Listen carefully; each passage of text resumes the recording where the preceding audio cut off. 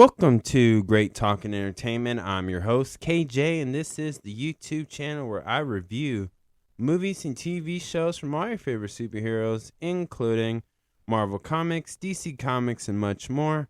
Please subscribe to my YouTube channel, Great Talking Entertainment official channel. Now let's go, baby.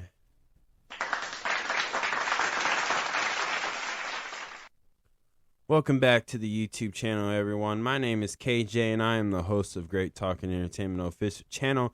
And today's my spoiler review for the new Disney Plus series by Marvel Animation, Marvel's Zombies Episode 2 spoiler review. If you have not seen this show, pause this, go watch it, come back, and let me know in the comments below. Now, before we start, could you guys hit the thumbs up button that looks like a hand with the thumbs up? Hit that button for me because that would help my YouTube channel grow, and I truly appreciate that, so thank you in advance. And let me know in the comments below what you think about Marvel Zombies Episode 2 in the comments below. I would love to hear your opinion on it, your fan theories of what you think could happen in the next season or in any other Marvel MCU, Marvel Studios timeline that you think it could relate to. I would love to hear it. So, again, this is a spoiler review. Y'all been warned. Now, let's get into it. This starts off with a zombie attack in, San Francisco. And we even see, giant zombies in here. And we see familiar faces such as Shang-Chi, Katie, and the father of Shang-Chi, XU, and, of course, Jimmy Woo. All fighting of zombies. As we see, it's kind of like the beginning. You know, this is kind of hinting without them actually hinting it that this is the beginning of it. But maybe over here on the West Coast, you know, maybe the Marvel zombie apocalypse could have started in New York or anywhere, of course, but it's the idea of this is the beginning of it. This is what caused it. Here's how it started as far as this side of the earth, you know, on the west side. And that's just how they were trying to explain it with that. So it was kind of like now you're seeing everybody turn into a zombie. You know, why there's giant zombies because that's where Ant-Man was at, and Hank Pym and Hope and whoever's involved with the quantum realm type stuff. And so it's all chaos. And again, this is where we see Shang-Chi get bitten, and we see his dad sacrifice his own life by giving his sons all the 10 rings that is preventing him from turning into a zombie. And what was kind of cool about that, in the way they're trying to say you can stop the affection. You know, these characters could stop it. You know, you may have to cut off a body part, you may not. It all depends on how you handle it. Or maybe it was just the magic of the 10 rings or the power these 10 rings have, you know. So it can be, you can look at it in different ways of how just that one part, which would be his arm, left arm, I believe, that there's just different ways you can look at it. But either or, the 10 rings stop the zombie infection. Now, I don't know if he would have took them all off, would the virus spread. But throughout this episode, we see him use it on and off, right? And throughout this whole season, honestly. So it's just, I think it's just how you want to perceive it. Until they literally in another season be this is what would happen if Shang-Chi didn't have his 10 rings away from, if those 10 rings were away from him for a certain period of time, would the virus spread through his whole body? They could explain it then, but until then, I think they just purposely, in my opinion, just left it open for your own imagination of how you wanted to just perceive that small detail is what I'm getting at. And so again, 5 years later, we get a 5 year like gap jump, and now it's like Mad Max. And I tell you what, man. I as much as old as that Mad Max movie is, and even I'm not talking about the latest one that's like a prequel or whatever, but it just shows you how much that film inspired today's film. Like, if it wasn't for them, we wouldn't know how to do a an apocalypse of some sort. And I think that's pretty neat at times. So I'm okay with that. I just noticed that Mad Max is heavily influenced, and there's a lot of zombie type shows and movies that has influenced these episodes and the way they do these zombies, of course. So, these zombies are ruthless. They don't hold back, and they're like wild animals at times. So, and like even in this Mad Max world of this Marvel universe too, it's like we see these scrolls who are trying to raid or rob them, and they get stopped by Johnny Walker or John Walker, I should say, and Zemo, who are running like this territory, like, and they made a deal with them to say, if you save us, protect us, we'll sail, we'll get you to where you need. But this was a trap the whole time to lure them, as Namor and his army are zombies, and they're there to get the heroes, stop the heroes. And even like again, Zemo's little plan all backfired, and the zombies attacked him and his people, and Namor and his whole army was gonna destroy everybody. And what an intense! They're in like the prison it's a prison raft that General Ross uses to lock up everybody. He's locked up in his own thing in this series, or in the MCU, of course. So it's one of those type things, but they're using that as a ship, and of course, Namor's army, even as zombies, they wreck this ship, and it gets intense. It gets really intense. Like, a lot of people are drowning. The ship is sinking while it's underwater. It was going down. And my favorite scene throughout this like intense fight was when Ms. Marvel, Kamala, she literally blasts Namor's head off with her ability. And I thought that was pretty badass. And Elena sacrificed herself for the greater good, and everybody else got to escape and get on land, which I believe they're heading towards the new Asgard, or wherever they're hiding at, because they got to get to outer space, and they gotta get this thing going. So that's how that episode ended. But it was really crazy. Like, I have a theory that this show is foreshadowing future deaths with certain Marvel characters that I think may happen in Avengers Doomsday, or Avengers but Avengers Doomsday and Avengers Secret Wars. Like, I think this is like foreshadowing the idea of some of your favorite characters on this show, that they're not going to survive when those two films come out. Like, I think those are the two movies that they're going to kill off a lot of Marvel characters to introduce more Marvel characters, of course. So to me, this is kind of like foreshadowing it in a way, if you think about it. But that's just how I'm perceiving this at times. Because in this, it just shows like, look at Elena. The way she died off is something I could see her doing in the MCU timeline of Earth 616. But I can also see the Red Guardian doing that as well.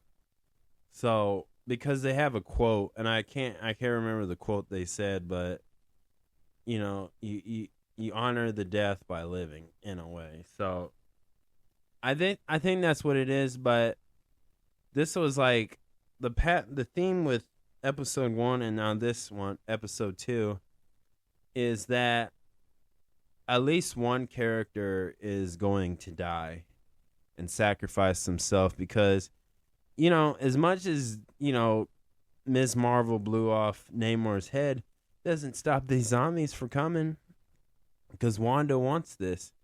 And Ms. Marvel is having dreams.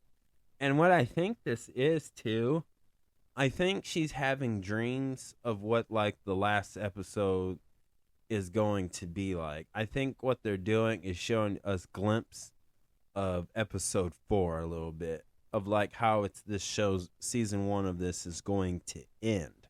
That's where I'm getting that's how I'm perceiving that is what I'm trying to say. And I also just, I see like, they're showing like some of these people are not just, they don't really care about saving the world. They're just trying to survive. Like Zemo and John Walker are just trying to survive, just trying to live whatever, protect what they got. Because Zemo says he hates heroes, which is something he's always been like throughout the MCU. So this doesn't really change. This is not like a big difference of that, But this kind of reminds me of like The Walking Dead with Negan. The character Negan, that's with how they were trying to portray Zemo. Like he was gonna trick you guys and use you for the greatest sacrifice of his beneficial stuff out of this little territory group or community that he has created. So that's what I got out of it, and which is fine. And man, I don't know.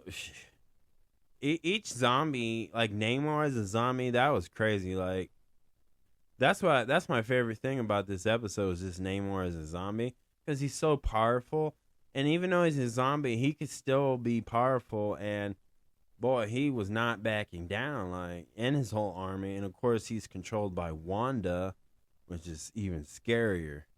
So she is really dead or alive. Wanda is not to be messed with.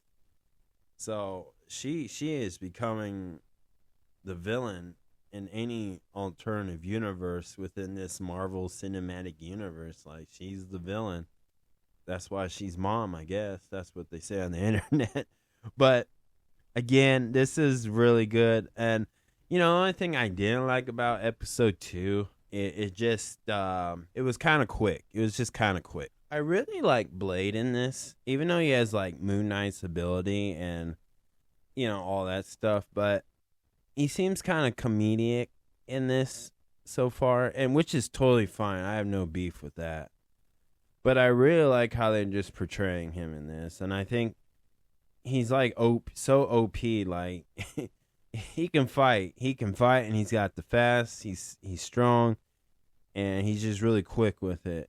And I'm liking Shang-Chi in this too. Like, I hope like the next Shang-Chi movie, which I hope they do one, that they just kind of study this show and say, okay, we need to see Shang-Chi, see more layers of his personality like they show him in this. Like, like he wasn't too thrilled about teaming up with Ms. Marvel and Yelena and Red Guardian and whoever else could survive this group, right, of this zombie apocalypse.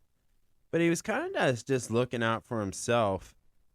And again, I think what they're trying to show is that maybe this wasn't the best idea of the path, but I think I like how this inspired him to become a hero. And I'm not hating on the movie Shang-Chi and the Ten Rings. I just think that if it's been a long time, a huge year gap period from that first film, and if they do another one, which I hope they do, a number 2 film with Shang-Chi, but this really shows him on a different side level because, okay, he's not like a bad person. He's not a coward or anything. But the way he was perceiving how to live in this world where the zombies were existing, that's why they kind of do the Mad Max with him, and of course other characters who there's a lot of deaths in this episode as well that come from that first film that Shang-Chi was in the MCU. I want to see this character, himself, have this type of personality, these emotions that he was showing. Like, it would be more interesting to see that now. And I think if they stick to something like this with him in the second film of Shang-Chi and really deep dive in the Ten Rings even more, I think it could work. I think that this could elevate this character and make it more popular with just a mainstream audience, because to me this was a really good presentation of Shang-Chi, as far as him in a situation like this, him just dealing with it, him fighting it, him just realizing, no, I want to be a hero and I want to save the world now. Like, that's the Shang-Chi. We need to see that type of thing in the MCU with him. Now, you could, because to me the first one was really about him standing up to his past, confronting his father, and understanding like he doesn't want to be his father, he wants to be his own man. But now here he is, just trying to be a hero, an Avengers type level, and that's what I think they should go with that. So I hope whoever directs the next Shang-Chi movie takes a little inspiration as far as the character of him in the live action of a part 2 of a number 2 film, basically. So that's what I really liked about this episode, was just honestly Shang-Chi like that. And of course it was a 5-year gap in this episode, but that's fine. It makes sense to me. So that's one thing I like about it. And of course Blade. I think too, and that's the same with Blade, if they ever get to a live action Blade movie in the MCU, I hope they take inspiration of how the personality of Blade in this episode or this whole series would inspire the director and screenwriters and producers of a live action Blade movie for the MCU. That's what I'm thinking. That's how I would get a little inspiration from, in my opinion. So, and then like third, I like Miss Marvel in this too. Is we seen her kind of just be the kid, which she is a kid in the sense of it, from Ms. Marvel and then the Marvels in the MCU, right? And of course this is a alternative universe where, imagine a world where your favorite Marvel characters turn into a zombie is the concept of this show. But I really like her growing. She's really growing up fast, which makes her mature fast as a leader, and she's showing true leadership. Yes, she still has that personality and spunk that you're familiar with the live action. It's just her being silly or random at times because of her personality, which is totally fine. That's her.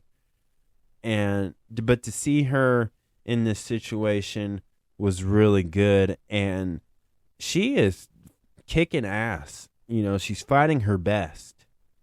And of course her parents are no longer around in this universe. So I hope too, when they make another Ms. Marvel's show, whether it's a season 2 or a solo film with her, I hope that they get inspiration of her personality in this series and put a little bit in the MCU. too as well. So this really, really, like, to me, showed, I would dare say, the better version of these Marvel characters compared to the live action version of these characters. That the two I mentioned, Shang-Chi and Miss Marvel. I can't say Blade because they haven't had actually Mahershala Ali do his solo film of Blade in the MCU. You know, the Wesley Snipe is Wesley Snipe, but that's different. So that's where I'm getting at in it. And again, like I said earlier, the only thing I didn't like about it, episode 2 just felt a little bit short, a little bit rushed. But they're trying to tell a zombie story where they're in the middle of the ocean, and it it's like a simple plot, but it's just kind of rushed, you know. But that's okay. So if I had to give this a 1 out of 10, I'm definitely going to give it a 5. It was still great. It was really good. It's just a rush. It was a little bit rushed, but I wanted to see more of Namor zombie mode, just going at it, and how would other MCU or Marvel characters could fight him in a high tense battle, you know, just a little bit longer. But that's not a big deal. It's not really that big of a deal. But that is my spoiler review, y'all. Thank you so much. Please subscribe to my YouTube channel, Great Talking Entertainment official channel. Subscribe, hit that notification button so you guys be updated with all my latest content. Thank you guys, and peace out.